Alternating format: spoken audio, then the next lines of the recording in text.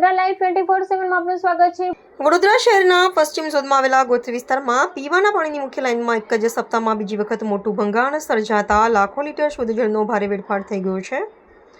ગોત્રી 3 રસ્તા નજીક વહેલી સવારે ફૂલ પ્રેશરથી પાણી રસ્તા ઉપર ફરી વળતા ભર ઉનાળે ચોમાસા જેવી સ્થિતિનું નિર્માણ થયું હતું।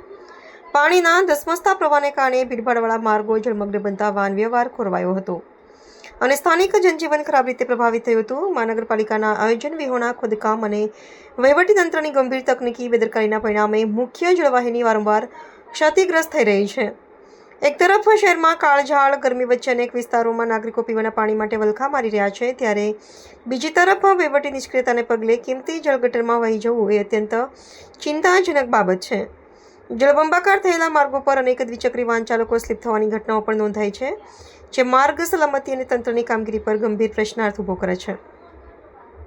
આ વારંવાર સર્જાતી સમસ્યાને પગલે સ્થાનિક રહીશો અને રાહદારીઓમાં પાલિકા તંત્ર વિરુદ્ધ ભારે જનાક્રોશ ભભૂકી ઉઠ્યો છે। નાગરિકોએ ઉગ્ર રોષ વ્યક્ત કરતા મહાનગરપાલિકા પાસે લીકેજ સમસ્યાના કાયમી અને નક્કર નિવારણની તાતી માંગણી કરી છે। જો તંત્ર દ્વારા યુદ્ધના ધોરણે સત્વરે યોગ્ય પગલાં લેવામાં નહીં આવે તો ઉનાળાના આકરા દિવસોમાં શહેરોમાં જળસંકટ વધુ ઘેરાય અને જનાક્રોશ વધુ ઉગ્ર બને તેવી પ્રબળ ભીતિ સેવાઈ રહી છે।